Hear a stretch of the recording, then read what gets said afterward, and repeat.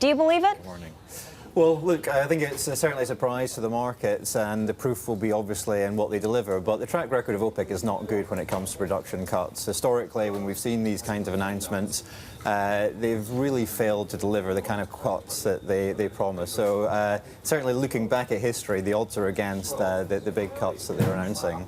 Yeah, and if you take a look at Saudi equities right now at 7-year lows, it really is reflective of maybe the markets not believing it, and or that Saudi Arabia has to take the brunt of the cuts. Yes. Well, I think Saudi certainly will be certainly the biggest member of OPEC to cut, and will make up the bulk of the cuts here. I think what this really does is helps to put a floor in prices, but it really doesn't do anything to lift, I think, the long-term expectations of price, which is really down to how competitive shale is, where demand is really going. So it doesn't really change the longer-term upside, I think, for oil prices, but it does put in a floor.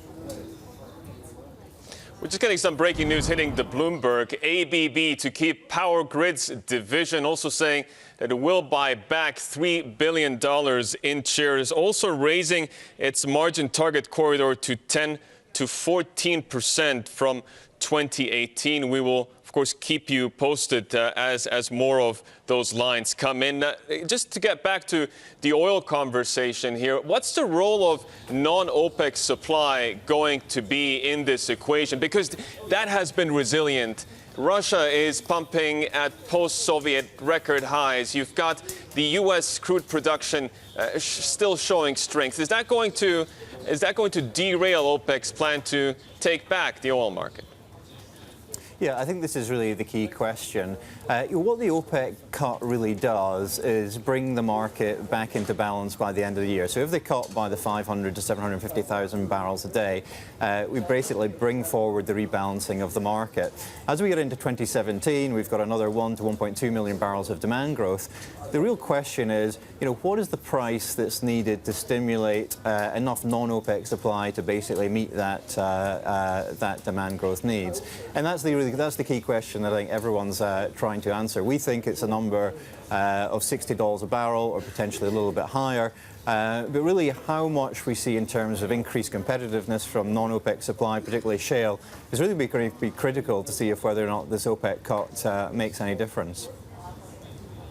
So what's your outlook for oil prices then from this point onwards? Probably a hard call to make, but why don't you take a shot at it? Yeah, well, I think this certainly, as I said, puts a floor in oil prices from here, and I think we'll be trading in and around $50 to $55 a barrel up until the OPEC meeting at the end of November. The big question, I think, in the near term is really whether or not OPEC can agree the allocation of cuts between the members. We think they will, and I think that lays certainly the groundwork for a move in crude prices to $60 a barrel in 2017.